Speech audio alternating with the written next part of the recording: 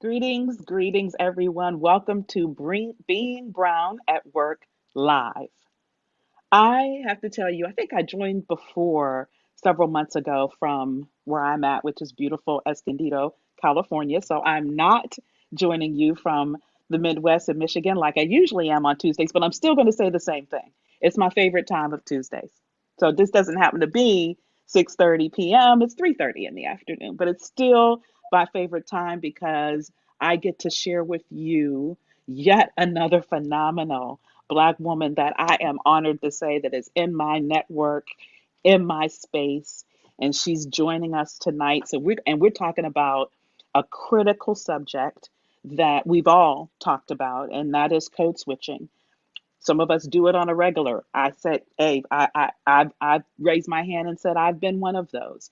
And there's been a lot of talk lately about whether or not it's detrimental. It's been around. We all know code switching's been around for years. Been around for years. I think I just recently read an article online where it was written about in the soul of a black man in the book that was written years and years ago. So it's been around longer than I've been alive, and it's really been a mechanism back in that day of survival, frankly. And so as years have gone by, people like Angela, who you're going to meet this evening, has said, you know what, that I don't find it necessary, and I can still be successful. So she's going to talk to us tonight about her journey to being authentically herself and choosing not to code switch. But first, let me introduce to you this fabulous woman. I'm going to read her bio so you can get to know the phenomenal things that she has done in her career. In her position as Vice President and Chief Diversity Officer, Angela Thompkins leads the diversity, equity, and inclusion and strategic talent sourcing teams for Consumers Energy. In this role, Tompkins is responsible for the development and execution of the company's DE&I and strategic recruitment strategies. Tompkins also serves as the advisor to the company's employee resource groups. Under her leadership, the company's diversity, equity, and inclusion initiatives have been recognized by Forbes, Diversity Inc., Military Times, Best for Vets, Corporate Equality Index, Court Magazine, National Organization on Disability, and she's been featured on the Montel Williams Military Makeover Show, just to name a few. See, told you she's a phenomenal woman. She was most recently recognized as the 2020 Michigan Chronicle Women of Excellence honoree and a 2021 Top Diversity Officer by the Energy Inclusion Conference. Her previous experiences includes various positions within human resources in the automotive and food service industries. She's been an automotive lobbyist, trial attorney, and an adjunct professor.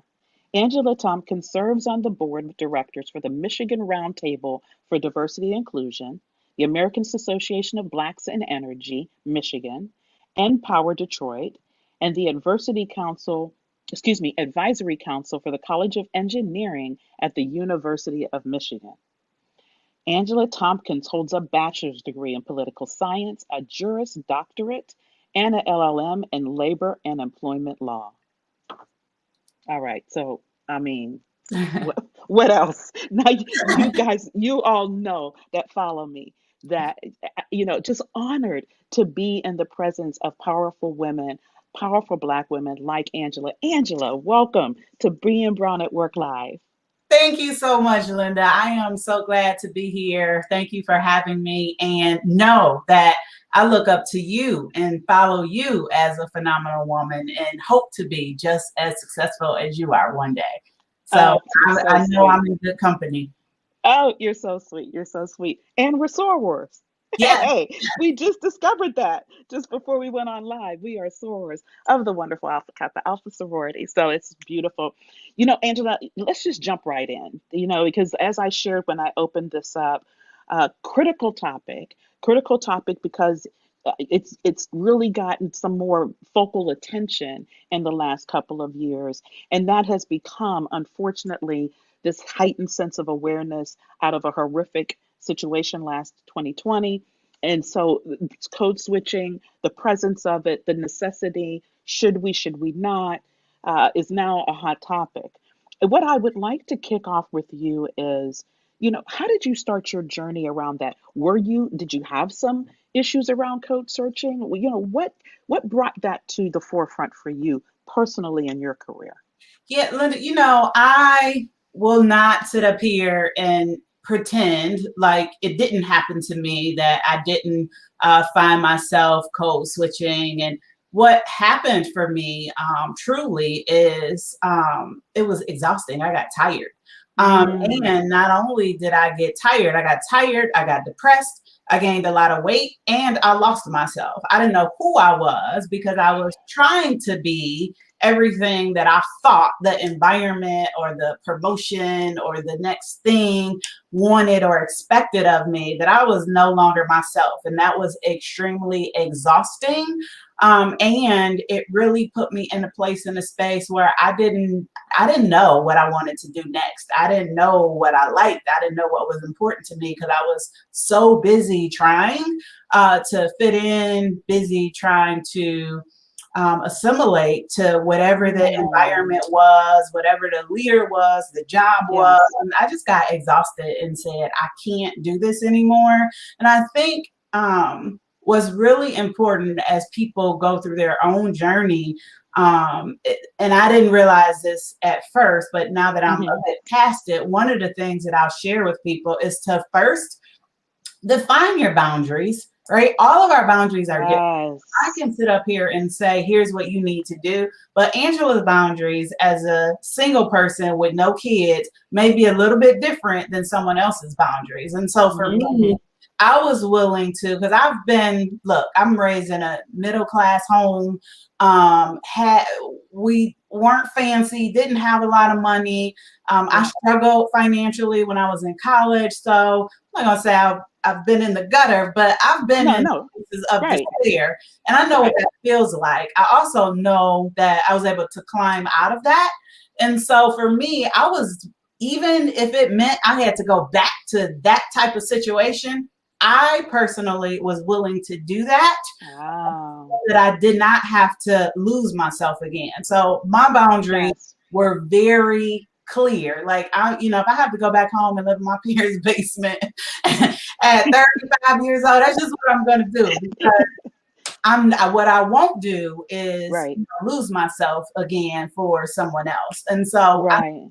really important for people to understand their own personal boundaries, and your boundaries are going to be different than the next person's. Make no apologies for that. It's your life, it's Yes. your boundaries, and whatever those boundaries are, they're okay.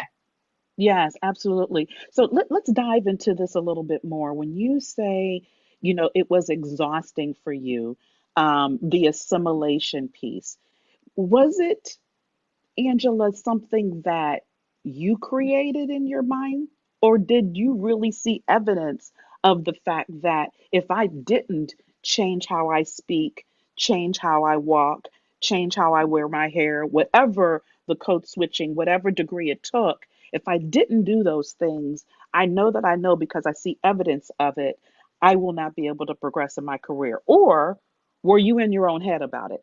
In For my own real. head about it. In my own head about it, totally. Okay. I think in my own head about it from other people. I allow other Ah, people's experiences, right, to then define my path, my journey. I didn't got it. have evidence of it myself. I didn't experience it myself. No one ever told me I needed to straighten my hair. No one ever told me that. Even when I think back to how I would dress back in Mm, corporate America. I mean, I'm not, just super fly, but I am not a conservative, wear a suit type of girl. That's just not me. That's just not who I am. right. I love bold Exactly. colors, to see me in a gray suit or a blue, that's just not Angela. There's nothing No. wrong with that. That is just not my Right. personality. Right. And I was in an environment where I wore a suit to work every day, uncomfortable. Mm. That's not what I wanted to wear. That's not how I came alive. It didn't represent my personality, but because that's what other people were wearing, I thought that's what I needed to wear. But the most Ah. important part of that is other people. They were bringing their personalities, right? So a suit was Mm-hmm. what was comfortable for them. And so Mm-hmm. I, in my mind, like, oh, everybody's wearing a suit. Everybody is not Angela, right? Everybody doesn't want to wear bold colors. Everybody doesn't want Right. to wear big, Right.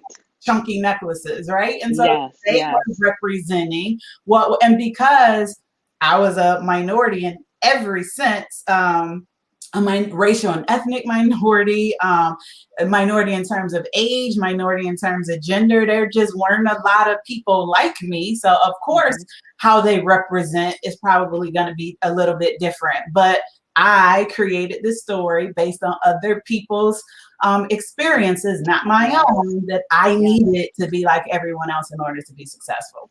And that, hence, is your suggestion to the ladies. And there's several of them, Manifa, Kelly, Rakaya, several of them here joining us. That is why your recommendation is be intentional about the boundaries. Yes. Yes. What fits, for instance, Kelly that's listening right now, wouldn't fit for Angela, wouldn't fit for Linda, Right. right? So, to your point you just made.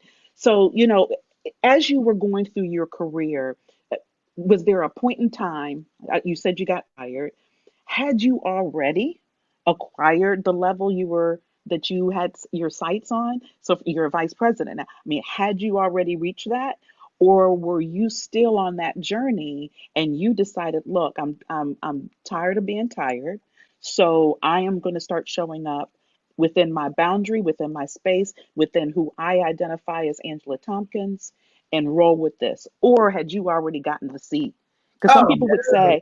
say, some people would say, Yeah. hey, Linda, Angela, it's cool for y'all right now because you're in the seats, right? Yep. So you can do it.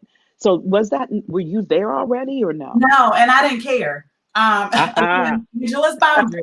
I'm not saying this work is gonna work Yes. for everyone else or will be their path, but I Yes. didn't care. I was so really committed to myself and my truth that Mm, I didn't care. mm, So I aspired, right, to sit in the seat sure. one day, but if it meant I had to be someone else or something else, now some people their boundary may, be a Sure. little broader than mine, and that may be, and I don't. None of it is wrong.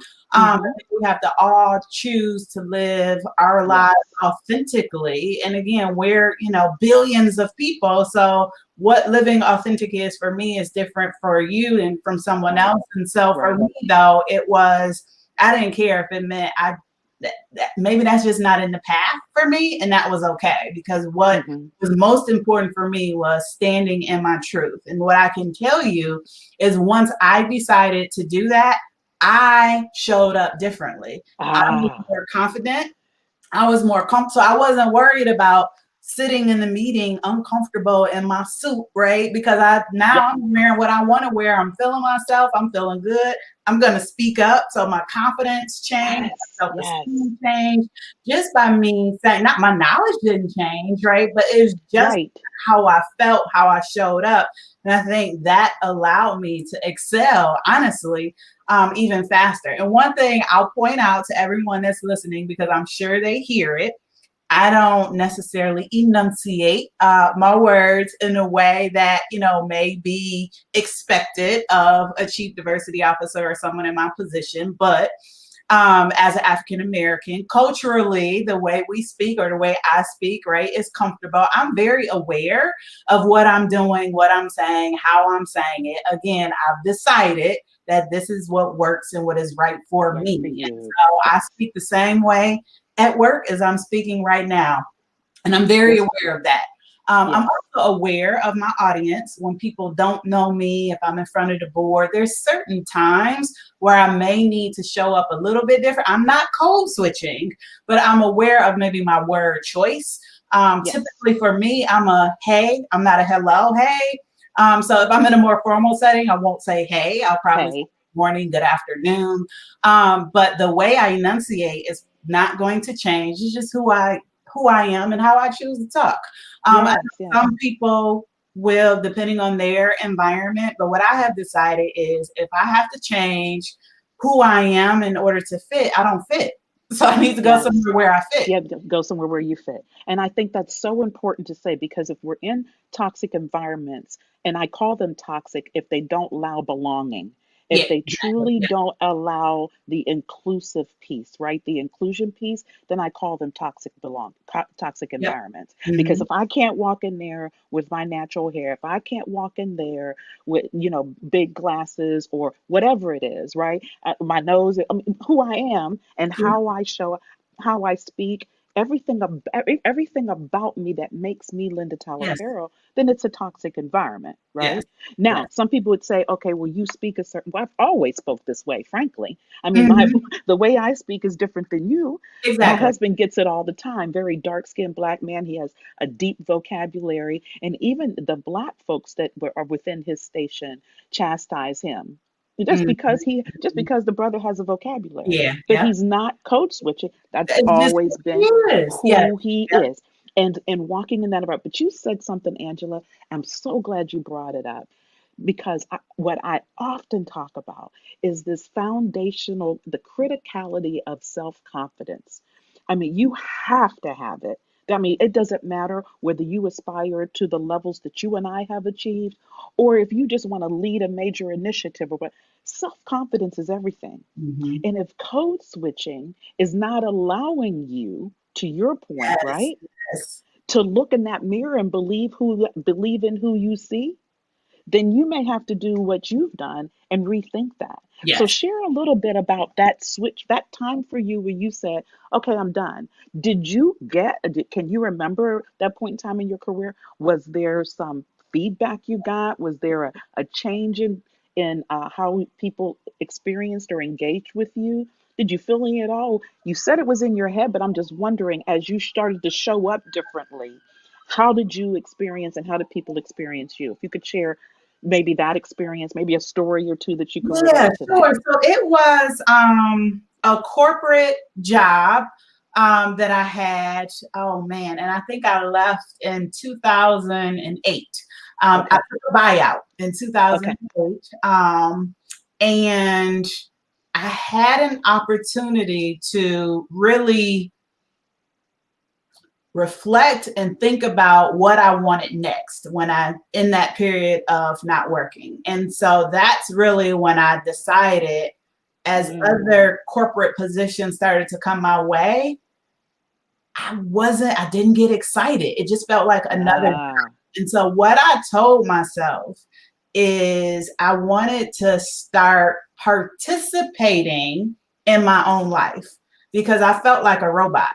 That I was getting up, I was Wow. doing, I was going to work, I was just doing, but I wasn't Yeah. participating because Angela was not showing up. Showing up. Yeah, Oh the my person gosh. that I needed to be, or I thought I needed to be, was showing up, not Angela. And so I told myself I wanted to participate in my life, and that meant having a voice, being able to dress how I wanted to dress, style my hair the way I wanted. Like I wanted to participate fully in my life. Yes.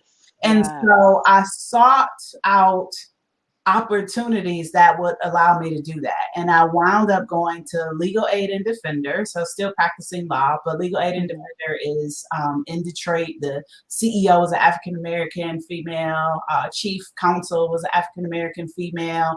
And so I'm not suggesting that you have to be, around people that look like you in order for you to authentically be yourself. That was my Sure. journey and I felt Sure. like as I'm taking this first step, it was a safe way in Yeah. place to take that first step. And so Hmm. being around people who understood me, got me, accepted me, looked like me, had some of the same hairstyles, made it more comfortable. And so once, I took that step and saw that I could be me, I could talk the way I wanted to talk, I could wear the clothes I want, and nobody judged me. I was still smart, I was still a good producer, I still Yes. got Yes. results. That then started because the self-confidence, I just didn't get it overnight, right? It was that Sure. Absolutely. journey. Absolutely. But that Yes. was the beginning of me being more self-confident in who I Ah, am and that beautiful. I am. And people always say, you are enough, but you really have to live that, Yes. experience that, walk that journey to believe, Yes. I think. Yes. And so that was the beginning for me. And then as I, continued to take positions and jobs outside of that, I had that experience. And then I had the corporate experience where I was buttoned up. I wasn't. And so I Mm-hmm. still wasn't sure what I wanted, but I was very clear on what I didn't want. I did Yes. not want to go back to an environment where I could not be myself, where I had to pretend, because my thoughts were freer.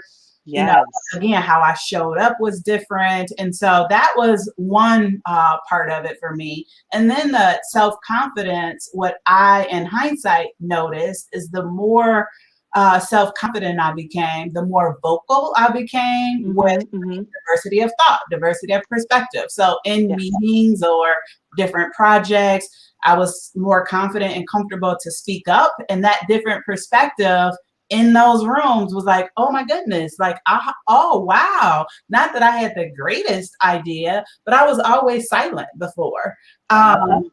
I Yep. always took a back seat. And so, the more self-confident I became, the more I spoke and the more I offered something different. Not that everything always went my way, but it allowed the conversation to be more rich, to look at Yes. things differently. And so that, I think, really was the beginning of my journey and path Wow. to higher levels of leadership. I found my self-confidence, I found my voice, and I contributed in a different way. Yeah, yeah, yeah. Which highlighted and made you were already a high performer. And this is what I share with everyone because a lot of times, because we're always told you got to be better than, right? Mhm. And we all, so a lot of us are very high performers anyway, very talented performers. But the difference for you appeared to be when you balance that because you were comfortable, because you were walking in Yeah. your own skin and authenticity, then you balance that with the being part of it. So Mhm. those are people, those of you, listening, I say this all the time, you know, the being is just as important as the doing. Yes. It's Yep, it is. just Yep. as, yeah, and sometimes even more so. So this is beautiful, Angela. And, you know, I hate to say this, but every Tuesday the time just flies by, and I'm looking at the clock, and we're about to roll this down. And it's this is such a critical topic. So I would love for those of you that are listening in, continue the conversation. Angela, we follow each other. She'll see these comments. If you have any questions, any comments, any struggles that you're having as you're trying to find your voice and your authenticity and decide, do I need to code switch, or how do I show up? How's best for me to show up? Which I think is beautiful how Angela put it. What works for you, what your boundaries are. Let's continue this conversation. So, Angela, as we start to close this session, you gave the one tip about establishing boundaries. Is there anything else you'd like to add for the women that are listening in as recommended, additional things they should consider on their journey to code switching or not? Yeah, and so one thing I will say for those that are not risk takers that may find it, just uncomfortable to start, find someone in your organization, a mentor, somebody that you can talk to just, you know, bounce the ideas off of and say, because Mm, I like that. promise you, I promise you, I promise you, I promise you, there's an ally, no matter what your organization looks like. If you're the only, there's an ally in your organization. I And so agree. oftentimes what I have found is that, I'm a risk taker. So for me, it was just like, I'm taking a risk. It is what it is. Again, my boundaries, hindsight, maybe that wasn't the best in some situations, that I needed to understand my environment a little bit more, because some people didn't really know how to take me. Uh-oh. Uh-huh. Are we there? No, Oh, you're there. Oh, we got you. Yeah. some people didn't really know, like, oh, where's this coming from? And it might have been a little like, whoa. So I think sometimes I went a little extra and I was a little overboard with it because I wanted to prove, like, oh, I can Ah, not right. yes. That wasn't necessary. But what is acceptable and important in your environment? Every new place I went, I always found somebody in a safe place to say, look, I understand I'm not enunciating my words. You're going to see me change my hair maybe every month, every like, how, like, what is the environment? Like, how are people going to perceive that? Not that I'm going to Mm, change. I just want to know and do understand. you Like, know? what's Yes. going to happen in the environment? Like, is this, Yes. like, how do I navigate this? I'm not going to change. I just need to kind of know and understand. And when I say it out loud, there's so many people that react and respond to like, really? Like, you're concerned about that? And then I talk about, yeah, the journey of the Black woman and our hair and our this and our that. And so what we know is that people comment about our hair, right? Whenever we change Yes. it, or, it was short Yep. today, it's down your back today. You're right. You're curious, Right. but and I'm not gonna say it's never happened. It's never happened to Angela. No one has ever said your hair is inappropriate. No one. Now people have asked me questions about, is that real? Is that? But that's Yeah. curiosity, right? It's not, Yeah. you can't be successful. You're not going to get promoted. You're not. And I think sometimes we internalize that, right? Mm, Because of things that we've heard. Again, that's never happened to me. And if it has happened to me, if I didn't get the job or I didn't get promoted or whatever because of my hair, I don't know about it, right? And so right. I do know that is true. That happens. But if you haven't had that experience yourself, you have to assume positive intent and go with your There experience. you go. Go with Yes. your own Yes. experience and assume Yes. positive intent. Yes. So one, Yes. understand yourself, know what your boundaries are, find a safe person, to talk. And then if something comes up where someone has made you uncomfortable, or go back to that person and say, hey, remember when we had that talk and I thought I could change my hair? Here's what somebody said to me. That safe space can help you navigate that Mm-hmm. in your work or your office environment. So I think that's important to have an ally, because again, most of that is in our heads. And again, Yes. whose experience was it was Yes. created based off of history, things people have told me. And then our ancestors and our elders share story and wisdom with us so that we don't have to go through Right. what they went through. It doesn't mean that we will, Exactly. right? It's like that caution sign, right? But it doesn't mean Exactly. the deer is actually going to run across the road. It's just a caution. There may be Yes. deer. And so I think what we do is we internalize, we own that that is going to happen Yes. when we have no evidence of it actually happening. So I think it's also important for you to have a network of people that you Mm. can, even outside of your work environment, that you can talk through things with. I know my girlfriends were super supportive of, girl, you better, wear that red lipstick. I love red lipstick. And I was in my head about, is this enough? Too much for the office? Is that? And they encouraged me, girl, what you say out of those lips with the red lipstick on, it's not going to change if you put on some new lipstick. You're still going to be Yes. Angela. You're still going to say, where are your Yes. red Yes. lipstick, right? So that village, having a village of Yes. people who are going to support you and encourage you, definitely makes it easier. And it makes it, you have a landing space if you Mm. are uncomfortable. And again, I would guess that, when those situations happen where we question or doubt, was it what I said, how I showed up, what, that's probably not It it. probably was not, has Just little to do very, with it. yeah, unless it's just Yes. very explicit, that's probably not the reason. And I often say, when people jump first to, I didn't get the job, the promotion, or whatever because of, I'm Black, I'm brown, or whatever it is if you're not showing up your authentic self, you're not showing up in your best self, number one. Because if That's you're not bringing all of you, you are not your best, period, right? So start there. Some of the other stuff may, but can control what you can control, and that's showing up 100% your authentic self. And again, if the environment does not allow for you to do that, you're in the wrong environment. wrong environment. So spot on, Angela. So spot on. So spot on. We have to control what we can control, Yeah. and we can write the narrative. Yes, yes. We can write the narrative. Yeah. Yeah. And 9 times out of 10, I totally agree with you. 9 times out of 10, there is no ill intent in asking you the question about your hair. No, yeah, There yeah, is no, or there is no ill intent. And as 9 times, now there are those situations. Absolutely.